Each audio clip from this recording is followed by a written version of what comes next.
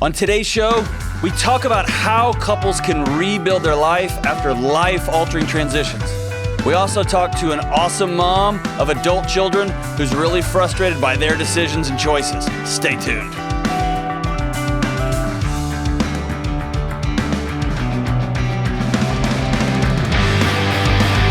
Hey, what's up? Welcome, everybody, to the Dr. John Delony Show. I am John, and when I say welcome, everybody, you 22 people know who you are. Sitting, probably most of y'all are in a circle, just looking at each other because y'all are doing some form of community service, and the judge in your community thought it'd be hilarious to make you have to listen to this show as part of your criminal punishment. We're glad you're here, and you can tell, for those who've been with us for a long time, we have moved up from 17 to 22. We gained 4 or 5 new followers. We're excited. We are doing somersaults here in the studio. Hey, a couple of things before we get going on the show. Number one, if you're new to us, we're so glad you're here. It's awesome. And I keep saying we. It's just me here. Actually, it's not. It's Zach and Kelly, James, who's also at funruiner.com.net/org if you want to go check out his website. And, hey, we talk about mental health. We talk about relationships. We talk about the things that you're struggling with, that you're walking through. And we take real calls, live calls from you. I'll walk alongside you, and we will help figure this thing out together. Before we get going, though, I do want to talk about this. Y'all know I hate selling stuff. It's just part of the deal. But a few months ago, I came out with a book. It's a really thin book. It's like 80 pages. And it's called Redefining Anxiety. Man, I just kept having, so many people kept calling about, I got anxiety. And one day I popped off in a meeting, hey, anxiety's not the issue. And everyone around me said, huh? And so we wrote a quick book on it. It has taken off a life of its own. We all were scratching our head when it made the bestseller list. And now I'm starting to get these really remarkable emails with entire police department leadership teams holding a copy of the book, of counseling centers and medical centers buying these things by the case to pass out to their clients.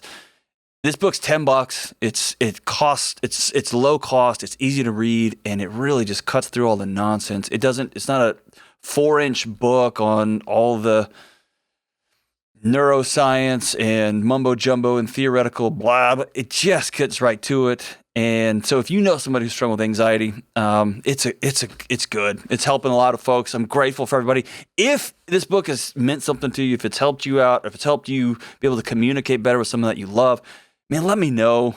Because, man, I do this show and then I go home and I live out in the woods and I don't pay attention to a lot of stuff. And so it means a lot to me when you say, hey, this little $10 investment helped me and my wife talk better. It helped me understand my kids. It helped me in my workplace get along better. It's awesome. So that's it. $10, johndelony.com. You can get a copy of this book. All right, let's go to the phones. Let's take the first call from Kyle in Paducah, Kentucky. Kyle, what is up? Well, it's an interesting day. It is, the dam broke loose, and everything has come my direction all at once. But that's not what I'm calling. Hey, why not? Hey, let's talk about it. It's happening. No. You got my real name and my real city, so we can't discuss all that. Hey, Kyle, I'll lie if you want to. That's part of the fun here. It's got my name's on the show. It's cool. I know it is. But, all right, I'm hoping people hear this that know me. All right. It might help somebody. Okay, so let's bring it on, man. What's going on? I have an ongoing challenge having discussions, meaningful discussions with my wife. Okay. Our conversations, who is currently walking out in her 11th year of brain cancer. Okay. And so did she have a surgery back in the day that altered her cognitive capacity? In 2010, she had a seizure in the middle of the night. And found out it was a brain tumor on her right temporal lobe. It was more of a mass. It wasn't the root style. Turned out to be anaplastic astrocytoma, had a craniotomy followed by radiation, chemo, the whole 9 yards. Yeah. She came out with memory intact. Physical stuff's fine. Motor skills are pretty good. That was trauma to the whole body. Oh, absolutely. Beyond any of my imagination. And it has just changed things. Yeah. I'm 11 years into this, and it makes it for some challenging days. That's right, man. So let me ask you a few more questions, just physiological questions. Did the surgery alter her personality in any way? Did it alter the way she sees the world? Or is this more a trauma response? She lives an anxious life, a fearful life, or the other way, it's just wheels off now. Now we are going to sprint to the end here because she got to peer over the edge. Tell me about these changes. Okay, so this was in our 4th year of marriage. We dated for about a year beforehand. Okay. So I have been trying to nail down what some drastic changes have been, but because of my limited amount of time knowing her beforehand, mm-hmm. I've known her a lot longer post craniotomy. Okay, but don't. I talked to her friend yesterday, a friend that's known her longer than me, and I asked her. Uh-huh. And this might have been the first time I asked her this, and she said she used to be a go-getter. Okay. And now she's not. But so Kyle, don't go back and try to recreate a puzzle that you didn't experience. Tell me what you experienced. You knew her for 4 years or 5 years or 6 years, and then and then you've known her since. So what happened before you met her doesn't matter very much to me. What have you experienced? And why is it? What did you? A lot of caution. She is very cautionary. Fear. Anything. It's hard for me to discuss things of the future, like my dreams, my aspirations, with her, because she begins to see herself as a burden and the anchor that keeps me from going that route. And we didn't experience that beforehand. So what in the last decade has communicated to her that she's some sort of a burden? The fact that she has not. She went on disability after it and got on just lickety split. And then they denied her, and because we have a daughter, and it was more, we'd already gotten that rhythm of her being a stay-at-home mom. When she lost disability, my income was enough to cover and take care of all the needs and stuff like that. She didn't have to go to work. If she wanted to, which I think she was fearful at it. She was kind of hesitant, but there was not the need. It would created more headaches. Because she was just wanting to go back into, for all of us, because she was wanting to go back into retail at the mall, which would be crazy schedules and everything else. We just gotten we gotten comfortable in that rhythm of her being at home. It sounds like you got comfortable with her being at home. Okay. Is that fair or not fair? Yeah. Oh, that's very fair. Because I'm trying to drill down. Here's the thing. It's really common when somebody has a life-altering moment. A brain tumor is one of those things. Brain cancer is one of those things. A traumatic brain injury is one of those things, right? And there are a million different versions of that. The first time you have a heart attack, the first time you have an anxiety attack, any of those things, somebody you love dies in a car wreck. We have these moments that I call before and after moments. I was this way up until here. Gotcha. And the challenge when you have a before and after moment and you're married and you got kids or you've got close family is everybody around you often wants to go back to the way things were. And you've had this giant lightning bolt experience. You're different now. And everyone around you says, well, now that you're up and walking, now that you're up and running around, now that you're out of the hospital, fill in the blank, now we can go back to what was. And what I often tell folks who experience a trauma, especially when it's acute, right? Like we're right in the middle of it or just coming out of it, is everything is different now. Even if it looks the same, even if you drive home in the same car you went to the hospital in, everything's different. And so you have to excavate what was and rebuild something completely new. Okay. And so what I'm trying to drill down here is this is a decade ago. And something along the way has communicated to her, and I'm not blaming you for it. I'm asking, you may be a part of it. I'm guessing you are. Not that you're a bad guy. It's just part of it.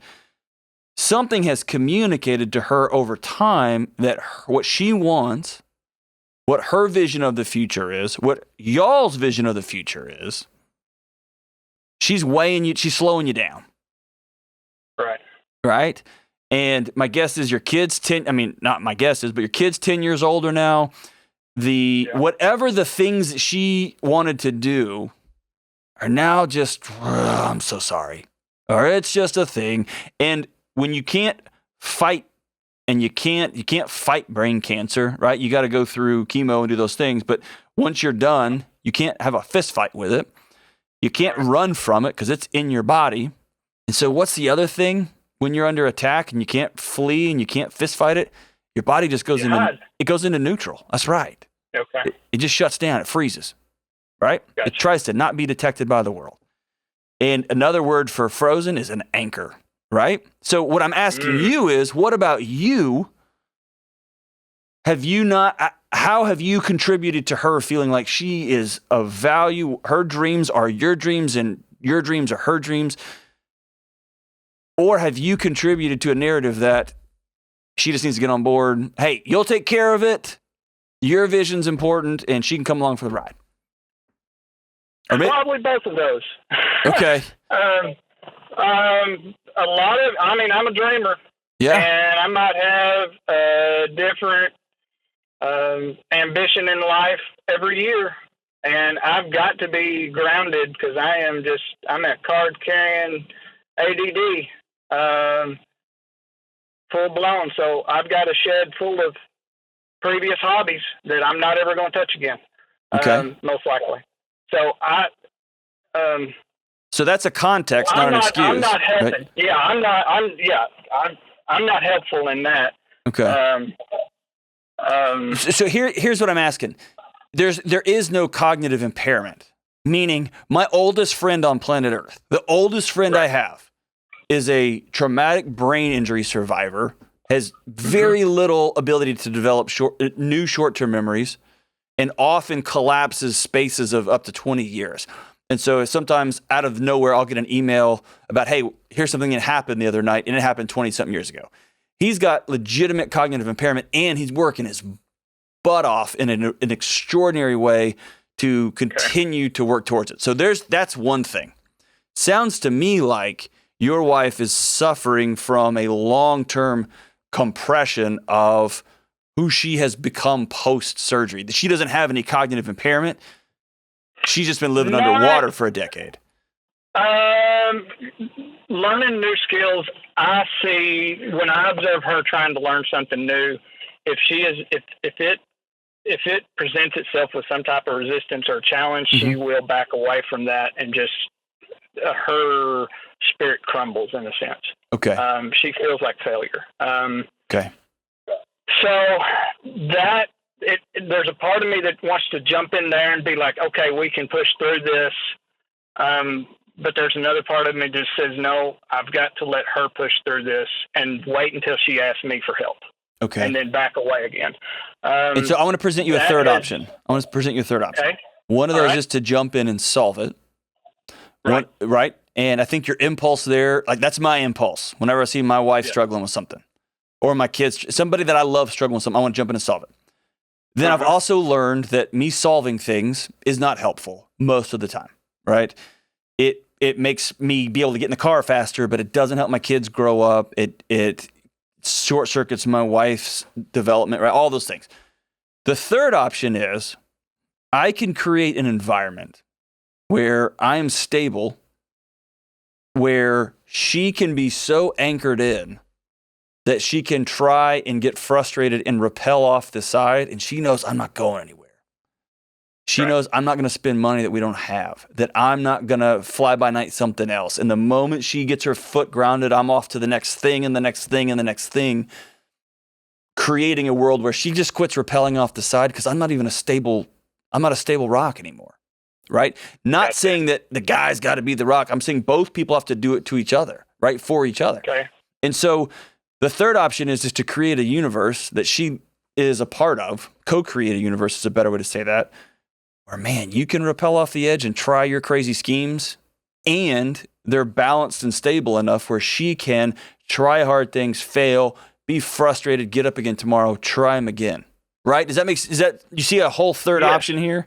It's not an either or thing. That actually took place this summer. Okay. Because of my procrastination and lack of want to do it, she decided and got tired of waiting for me to paint the living room, and she painted it, and it was excellent, and it feels like a victory for her. Awesome. And I have applauded her and praised her since that happened. Awesome. So what would be awesome is if you could create a world where she doesn't have to violate core values of hers to be able to accomplish something. That an accomplishment for her isn't also an act of rebellion, an act of throwing up her hands and say, I can't count on this guy. I'm going to have to go do it. Right? Okay. Because that ends up, that is her cutting that cord and just saying, I'm going to fly to the bottom and I hope I land. And this time she landed great. But that does not tell me that the ecosystem's healthy there. Right? So backing out, ultimately, how do you communicate with your wife who's experienced this before and after thing? You're looking at a decade now, right? Mm-hmm. Yes. My guess is y'all are both exhausted.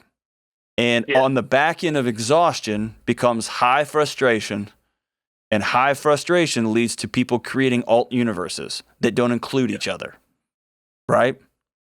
Yes, and I have experienced that. Okay. And I went through a phase of that, so yes. And then on the other end of that is resentment. And very few relationships come back from resentment. Because a fancy word for resentment is an anchor, which is what she's describing. I'm out. Yes. Whatever you want, dude. It's cool. Does that make sense? Yes. That got me into recovery back in 2014. Awesome. And I have loved recovery. It is, and so because of that, I have dove into recovery, and so anytime that I try to bring that up, it is received as trying to fix. And that's not the intention of it. So I'm kind of in that weird place of, I don't know, I don't know what to do. Have you had that conversation? In my mind, yes. Not in my mind. With her, Kyle, with her face-to-face, I think your mind have, is a dark, sad, scary place, right? Yeah, you're right there. It is that. So listen. I think I have attempted to, and I think every time it has turned out to go awry, and so I have just gotten gun shy to even bring it up. Okay. So here's what you got to do. Is that fair enough? Yeah, okay. That's super fair enough. Yeah, absolutely. Absolutely. So here's what I'll tell you. You are on a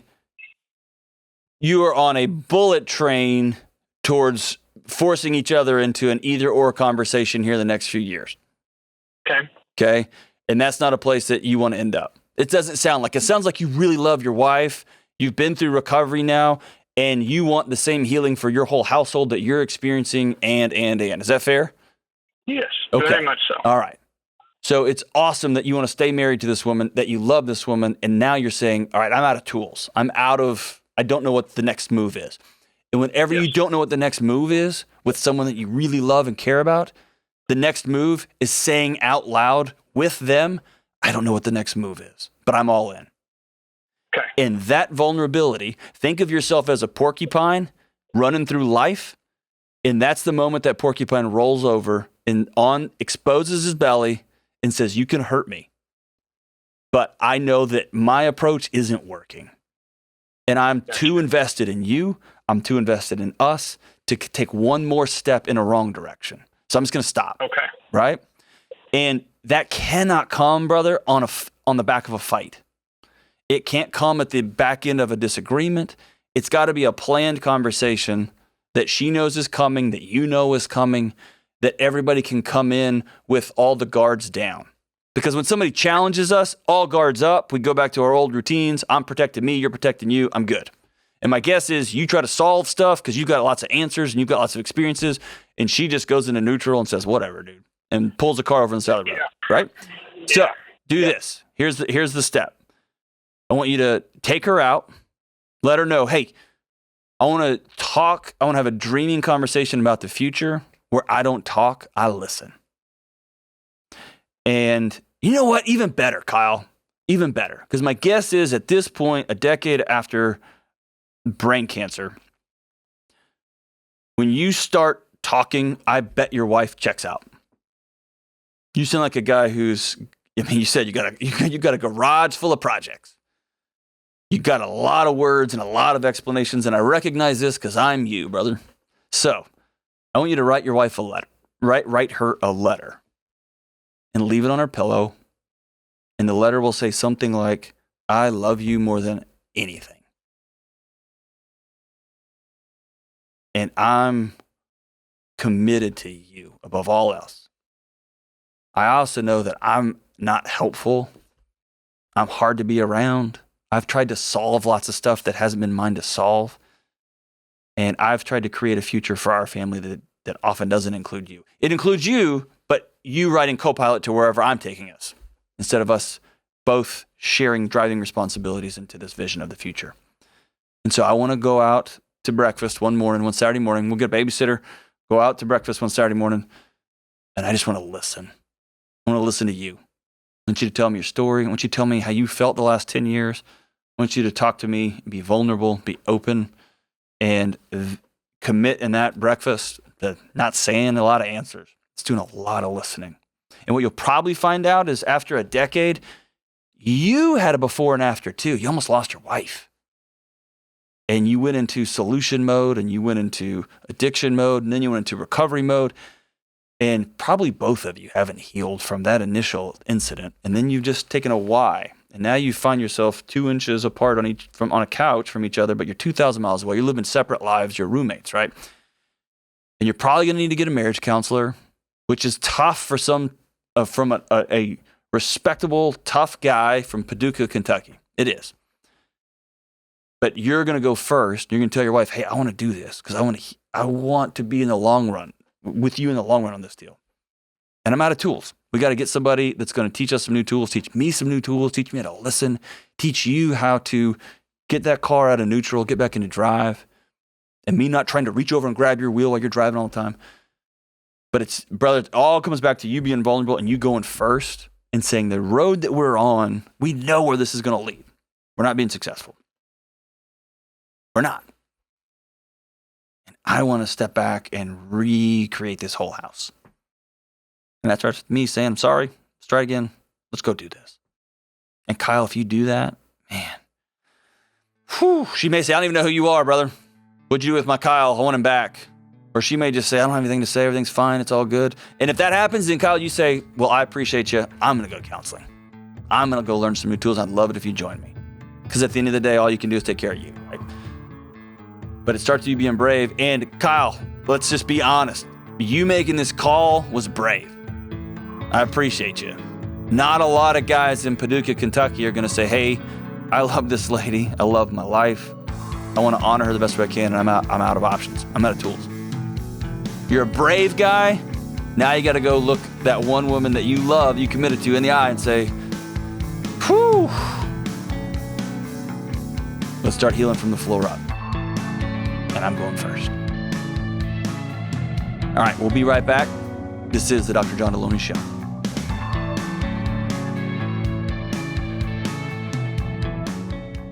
Hey, what's up? I want to take a quick break to talk about the most important question I'm asked almost every day.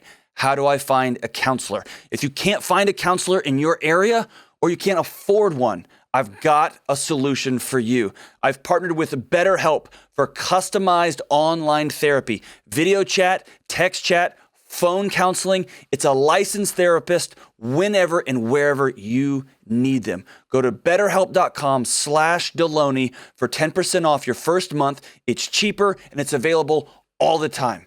This is for you, your family, and for everyone else that's coming your way. Take care of your mental health. Go to betterhelp.com/Delony today. All right, let's go to Sarah in Saratoga Springs, New York. What's up, Sarah? How are you? Hi, John. How are you? So good. What's going on? Good. I have a question for you. Last year in April, my husband and I are both 31 years old. Last year in April, my husband almost died from an undiagnosed heart condition. Whoa. And we are sort of a year out from that, and my husband is struggling with the lifestyle changes that come with that. So I just needed some advice to how to help him through that. Oh, that's so hard. Sarah, that's so hard. Okay, so tell me about what happened. Y'all were just putting along, and then all of a sudden, whoa. I was in my office one morning. It was early morning, around 7 o'clock, and I heard what sounded like snoring in our bedroom. So I thought, because my husband snores, and I was like, oh, okay. But it was getting louder, and I walked in, and he couldn't breathe. Yeah, suffocating. That's a terrifying sound when someone's... It was a congestive heart failure almost? Yeah. His when I was on the phone with the paramedics, he actually, his heart stopped. And he like turned purple, and his face was like, not in a human form. And he like stopped moving. And then what I can only be described as a miracle from God is he like sat straight up and woke right back up. Wow. And they thought it might have been a seizure, but then they figured out it was an issue with his heart. And he was in the cardiac ICU for 2 weeks, and he had a failed surgery that he almost died from. And then his heart stopped 5 other times, and they had to jump him. And they finally figured out that it was a medication that he had been put on for depression that kicked, he had this heart problem, but the medication basically like kicked it into gear. Jeez Louise. So he has an ICD in him now to help if anything else happens. Okay. Have you had, when you have to go through regular checkups for that, has it caught anything, or is everything working fine now? Everything seems to be working fine. Oh, that's great. His doctors told him he has to really change the way he eats and his drinking and his smoking and all that kind of stuff. And they see him. He has 2 cardiac doctors, and they see him every 3 months. Okay. So before we get to him, we get to you living with somebody who won't make behavioral changes, which is a nightmare, talking to you, Sarah. I knew you were going to do that. Hey, listen, I've heard that sound before, and outside of the scream of a young person, that is a sound that is like no other. It's that sound that sounds like snoring, but it's I've heard it called the death rattle. It is a very particular noise that when you're with other emergency personnel, everybody kicks up because they know what that means. That is a trauma for you. Have you worked through this? Have you been able to talk to somebody to experience this, or have you just been running full tilt since this moment? I have talked to 2 different, I've been going to therapy since I was 14, so I've been in consistent therapy throughout it. Okay. And with one of my therapists, we worked through, we did the thing of, what if he had died, and we, worked through that of, how would I be and stuff like that. But I've never, I guess, delved into the moment when it happened. I've not heard of that therapy. Yeah, it was. That seems almost as traumatizing.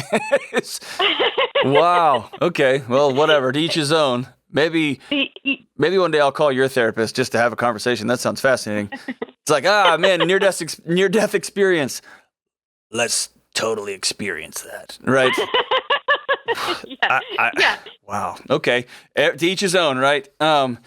So here's the thing. So you know this. You've been in therapy.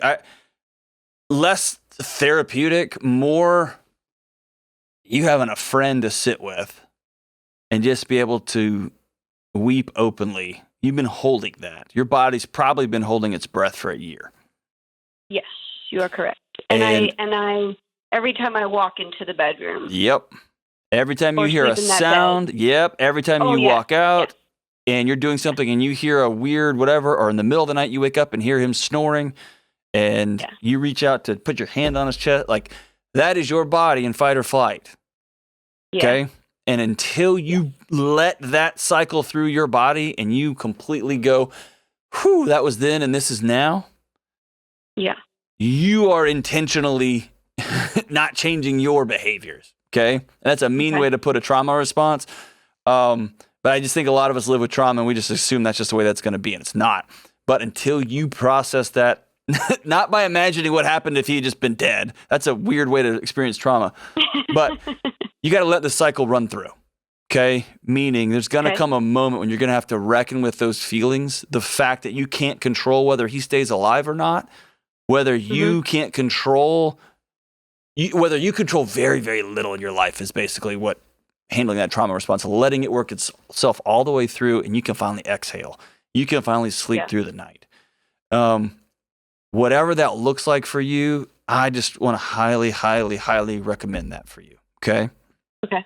Otherwise, you're living an electrified life, and that shortens your lifespan too. Yeah. Right? You can't fully sit into joy. You can't fully laugh all the way into your guts. You can't fully enjoy sexual intimacy. You can't fully get into life because your body's still waiting for the other shoe to drop. Right? Right. Whew. And as you can see, I've heard that noise and it sets me off. Right? And very few things, Sarah, set me off, and that noise does. It's terrifying. Right? Well, I was going to say, no one's ever talked to me about the noise. Yes. Or like commiserated with me over the noise, and that's it. Like if I hear something that sounds like that noise, I like get out of my chair and I like go around the corner, and just like my cat scratching on something, but like I think something's happening. And so your body now has to think of it as an emergency response team. And it created a new unit that all it does 24/7, 365 is scan your environment for sleep. I mean, for that noise. And it will sleep less because it's looking for that noise. And it will not pay attention to your work and your writing and to the movie and to sex and all those things because it's scanning the environment for the noise until you can go in and process that trauma and tell that unit of your brain, I'm good. I'm good.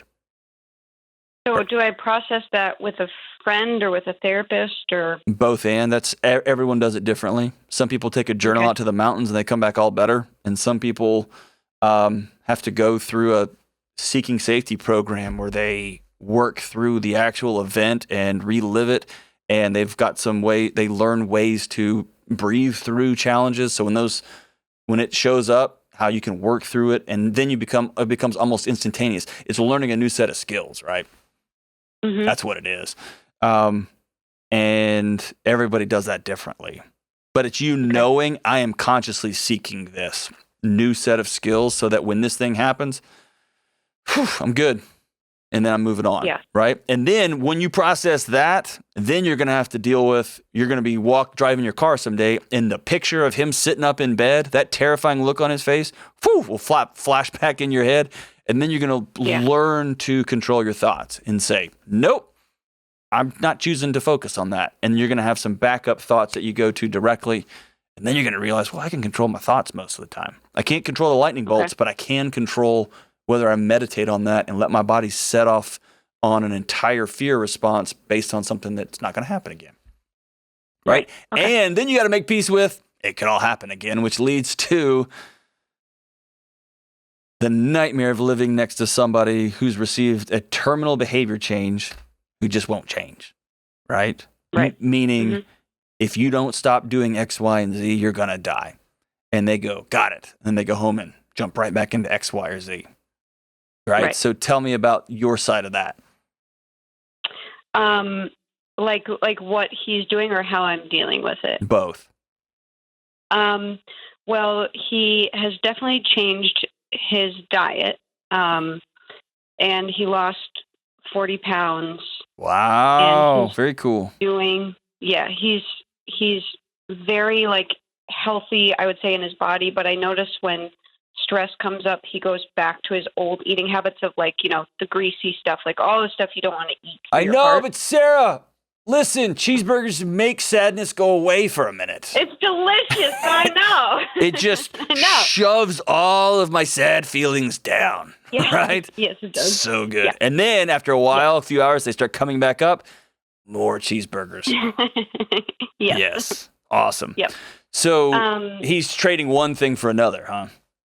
Yes. Okay. And then his doctor told him, you can have a drink at your 50th wedding anniversary. You can have a drink at your daughter's wedding. But other than that, you should never drink again. And I would say he was like a pretty social drinker. Mm-hmm.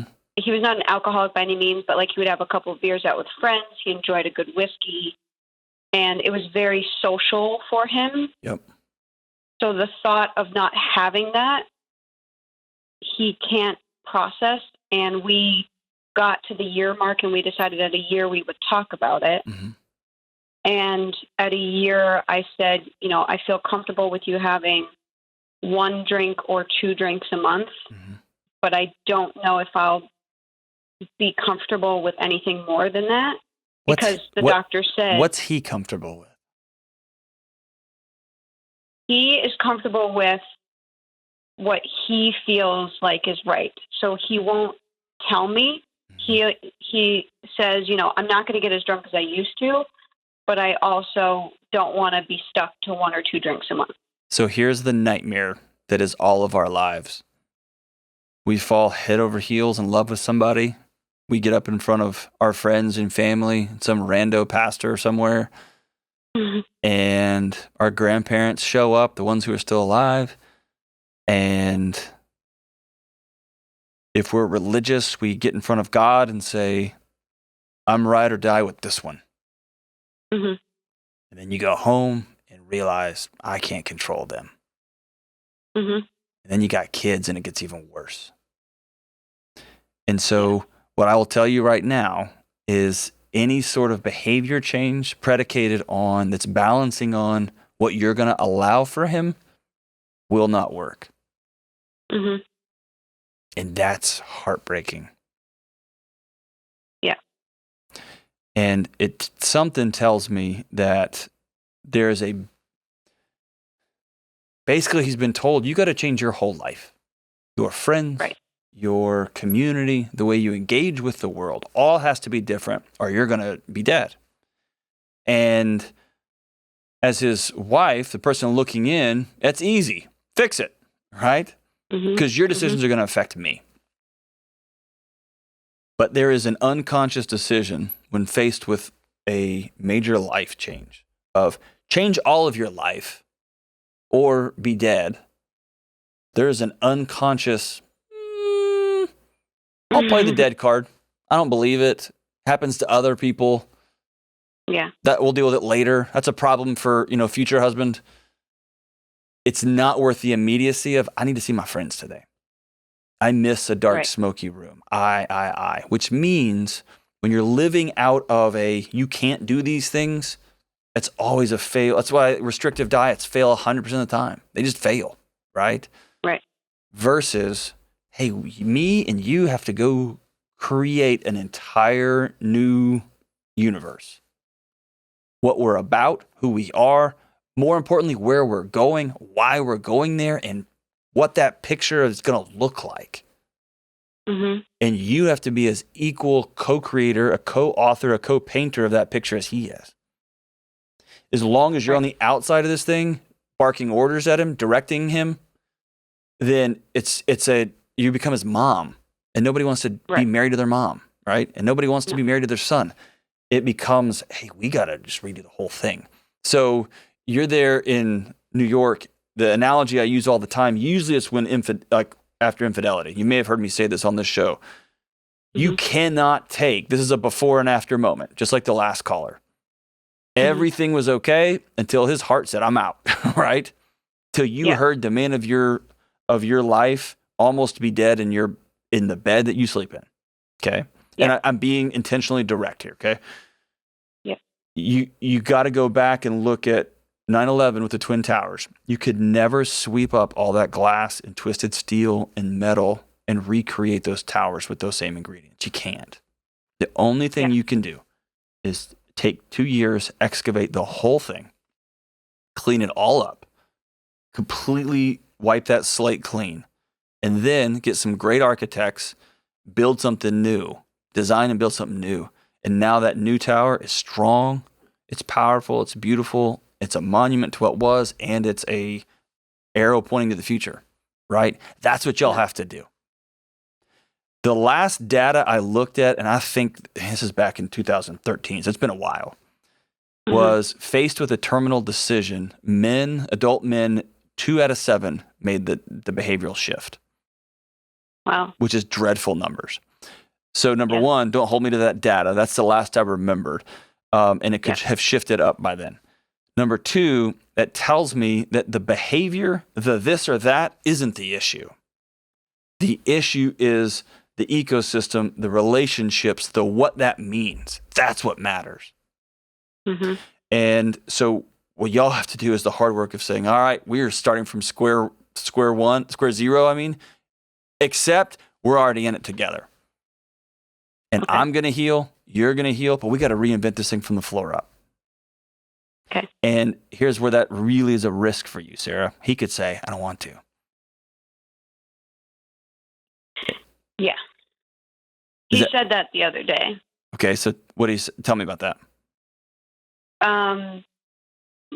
I spoke to him about how I was talking to my therapist about what I'm comfortable with the drinking and stuff like that. And he said, I don't know if I'm willing to do that, and you're probably going to leave me anyway because I don't think I'm willing to do that. There you go. And then later that night, he said, we probably have a good 10 or 20 years left, but then you're going to leave me. And here's what happened. And again, I'm not blaming. I'm walking alongside you. You promise you get me that on that? Okay. Oh, of course, yeah. When it becomes I'm not comfortable with this, that creates a you versus me. Okay. That becomes a right side and a wrong side. And him saying, oh, well, if you drew a line, eventually I'm going to screw this up. And since it's you versus me, you're just going to leave. And that's where an excavation process is, nope, we're doing this together. This is us. And so similar to the last caller, what you got to do is you got to take him out somewhere and say, I set this whole dynamic up wrong. I said, I'm going to let you do some behaviors that I'm comfortable with. And I said that wrong, and I shouldn't have drawn that boundary between us. I should draw boundaries around us, but not between us. And so what we have to do together is reimagine tomorrow, completely new from the floor up. It means we may have to get new friends. I don't think so. I think our friends will make adjustments with us. We may have to move towns. We have to get new jobs. We may have to look at everything from the floor up. Because I'm not living my life without you. I don't want to. I want you in it. Not, you can't. And I don't know a lot of people that walk away from that conversation, because that's different than, if you don't, then that's different than, hey, I'm in it. I'm in it. I'm in it. And then you got to hold on the other side. Man, that's a risk that you're taking. Because he can look at you and say, hey, you know what? I'm out. I'm not doing that. I'm out. Let's deal with that when we get there. My guess is that's not going to happen. My guess is when he hears your heart, your willingness to go with him, and y'all go to a new therapist that's not making you do these weird thought experiments about pretending your husband's dead, but that is about, all right, let's clear the deck and build something incredible and new. We're going to paint pictures together. We're going to live into those things. Man, this is our moment to dream about what we were going to do and what we should have been doing. Let's do it now. Let's move to Kansas. You don't have to move to Kansas. But whatever that's going to look like, now we're all in. You're a stud, Sarah. He's lucky to have you. And let's back this thing up and start all over again. All right, let's go to one more call. Let's go to Carol in Omaha. Carol, what's going on? Well, I'm glad to be talking to you. And that last call was pretty close to home, but on a different subject. So anyway, I am a widow. Okay. I got four grown children, a past full of grandkids. And until recently, I kind of thought I had raised all my children, especially with really solid values. Okay. And I'd always felt like those 25 years of being mostly a stay-at-home mom were, me living my true purpose in life.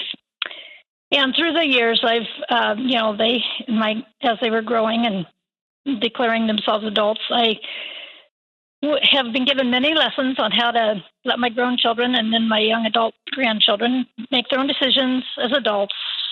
It's not easy, but one new development is just really kind of just breaking my heart on a lot of levels.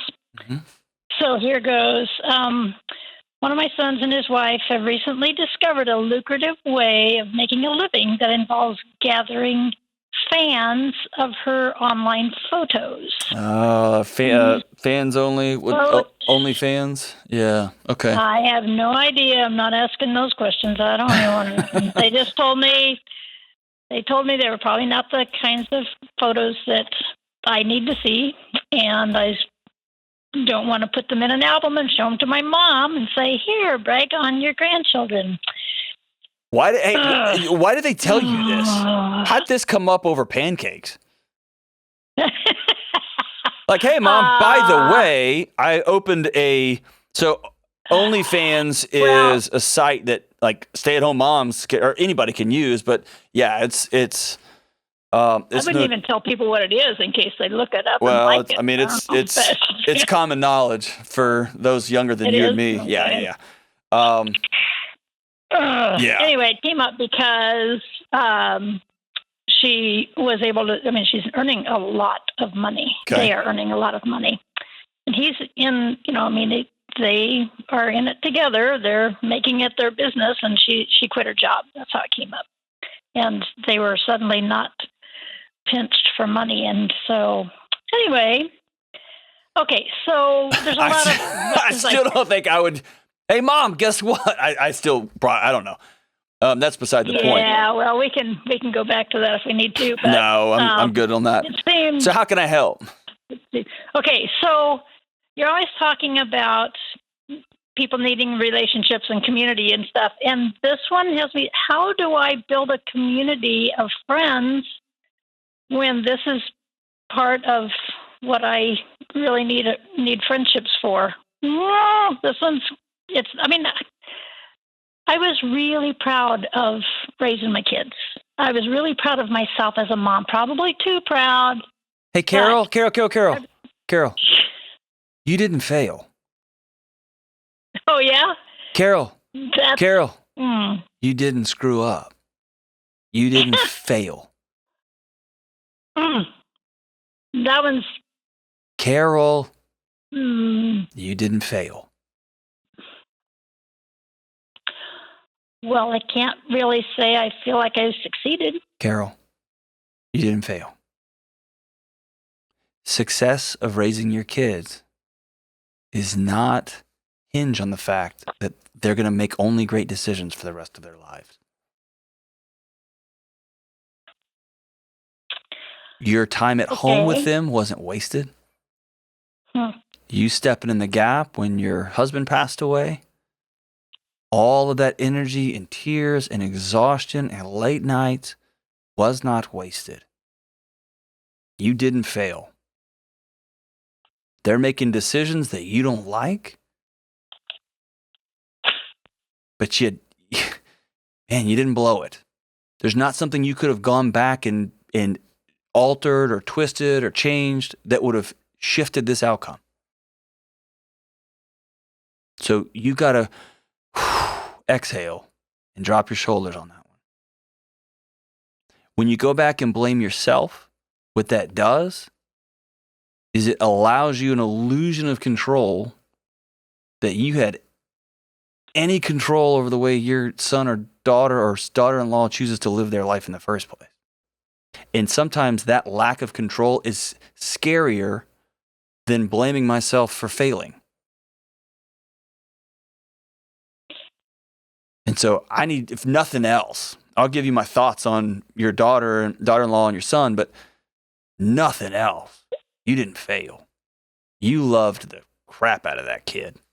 All 4 of them. That is very true. And I still do love them. Of course you do. I love my grandkids. I love, I love my in-laws. I mean, and listen, because your son and daughter-in-law, let's just stick with your son, okay? Because your son is making different value choices than you. Yeah, moral choices than you. Doesn't mean you didn't raise him with values. That's not what that means. True. It doesn't mean any of this is an indictment on you at all. So then you fast forward and say, I don't like the idea of my son and his wife running a pornography business out of their house. That makes me, as their mom, a little bit weirded out. I'm uncomfortable with that. That makes me angry. That makes me frustrated. That makes me want to go hit my son upside the head with a fly swatter, whatever the thing is, right? So when I get faced with those moments, number one, I always go back to, like you mentioned, relationship. Who can I sit down and say, this really stinks? Who can I say that with? And it sounds like you're embarrassed to tell your friends that your son's doing this. And here's the thing. If you have friendships that you are embarrassed to be fully you in, they're not real friendships. They're pretendships. I just made that word up. I should coin that. I just made that up. It's a pretendship. It's not real. It's got a ring to it. I like it. I'm going to make a t-shirt. If you can't call your friend and say, hey, I'm saying the universal now, oh my gosh, I cheated on my husband. We got to talk now. If you can't call your friend up and tell them that, they're not your friend. And that doesn't mean your friend's going to sit down and go, what are you doing? You're an idiot. You moron. That's what friends should be doing, holding each other accountable. But you got to be able to tell your friends the good stuff and the bad stuff, not just the pretend stuff. And my guess is you've got friends that would hear this and weep with you and be sad with you and be brokenhearted with you, and then would tell you, oh, yeah, well, my son did X. My daughter-in-law did Y. You'd probably find some community you didn't even know you had. And then the other thing is, have you sat down and talked to your son and said, this breaks my heart? I've talked to him some, but I haven't actually been that straightforward with him. Okay. So there's a moment where you're going to have to decide the or what. Right? So let's pretend that your son comes in and y'all have a conversation and you say, honey, I just need you to know this breaks my heart that you and your wife have chosen this is the way y'all are going to make money. This breaks my heart. I raised you to keep your sexuality private between you and your spouse, and y'all are putting it out for the world to see. And again, I'm just assuming that's what's going on here, right? Yeah. And it breaks my heart. And then here's the or what. So is it going to be, so until y'all take that site down, you're not welcome at my home. I don't want you at family gatherings. I don't want you at Thanksgiving. I don't want you at Christmas. I don't want to see her face. Is that the or what? Or is the or what? This breaks my heart and I don't want to talk about it anymore. And if I ever look sad, it's because of that. But I love you guys. It's y'all's life to live. And I'll be here now when y'all are making a bunch of money, and I'll be here now when this thing goes off the rails someday. Like, those are the two or whats, right? And it helps to know up front, because what I see parents do is they get in these conversations and it gets loud and it gets emotional and it gets vulnerable, and then they say something they can't take back. Yeah. No, I mean, we've been through enough conversations that I didn't like to have. That it definitely is the latter of the two. I mean, it's one of my questions, is like, how do you talk to the grandkids? I mean, they've got two little kids, preschoolers. You don't. That's not your story to tell. Okay. I mean, I agree. If those kids, You talk to your parents, right? Think about something more benign. Like that could be equally, but that's just not your story to tell. Your job is to love those kids sideways and forwards and ups and downs. Like, you spoil the snot out of those kids, right? That's your job. Yep. Okay. And if they ask you hard questions, like, hey, we walked in and there's a photography studio. I wonder what's happening. Like, you tell your son, hey, my grandkids were asking questions. You're probably going to need to have hard conversations about what mommy does for a living. Yeah. And if your son called me, I would tell him, do not lie to your kids. Right? And so he wants to call me, he's welcome too, but that's not your job. Okay. That helps. Yeah. All right. What else? Well, I appreciate this. What else? How about this, Carol? I have to know. What is your or what? Can you call both of them and have a face-to-face with them? Yeah. And just say, I love you guys. Y'all are always welcome in my home. If you're a real gangster grandma, you could say, and I'm going to make fun of y'all all the time. That's how I handle sadness. I like that one. That's how I handle sadness. One other thing, I was wondering if I could push, like having some family counseling on the issue or something. I mean, we've never been a family that really goes to counseling that much, but hardly ever. If they don't see this as a family problem to solve, you're inviting them into your boundaries. You're inviting them into your heartbreak. They're not heartbroken. Okay. They called their mom and told them. Right? Now, if you want to be super gangster, go to the site. Go to the site and be like, yeah, those pictures aren't great. I mean, you know what I mean? Carol, don't do that. That'd be awful for everybody. Don't do that. But you know what I'm saying? I don't want to have that in my head. You're a wise woman. Right. But here's the thing. You can't control it. And so what that means is you need to get a friend or two in your life you can be honest with, invite them over, make it a whole thing, and just say, I don't need you to fix nothing. I just need you to tell you I'm heartbroken because my son and his wife are making some decisions that break my heart. Okay. And you're going to feel powerless, and you have solved every problem known to man for the last 20 years. And you can't solve this one. Yeah, that's part of what you have to learn to live with. That's right. That's right. And then, that's the best noise. Ugh, right? And you got to make that noise in the presence of somebody else who will still love you, right? And I want to say it again. I'll say it again.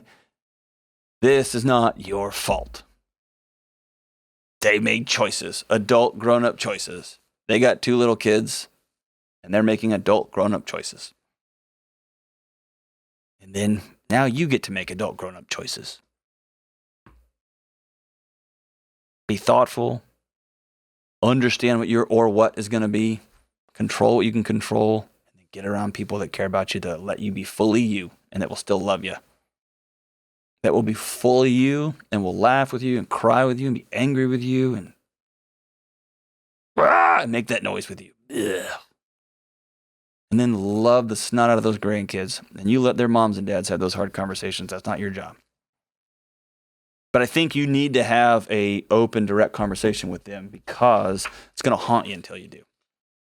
And one out of love, one out of not resignation and anger, but one that just says, whew. Man, you're awesome, Carol. Thank you for being a mom that stepped in the gap. Being a single mom is, oh, God almighty. You raised 4 good ones. Whew. It's tough. All right, so as we wrap up today's show, thanks for that call, Carol. So I remember back when I was a kid, early 90s, it was the bridge between hair metal and what I would call real metal, Metallica and Pantera and those guys set the world on fire. There was these 3 kids from the Northwest, and they came out with this loud song, and nobody knew what they were saying. Ladies and gentlemen, I'm here to tell you The song that changed the world.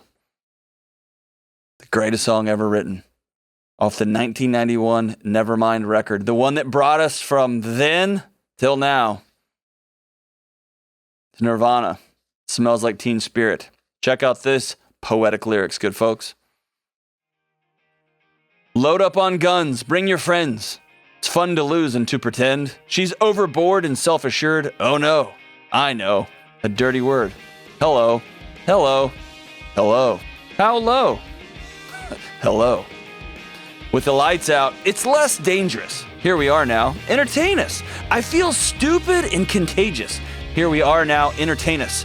A mulatto? An albino? A mosquito? My libido? Yeah. Hey. Hello. Hello. Hello. I feel like my mind is blown. This has been the Dr. John Delony Show.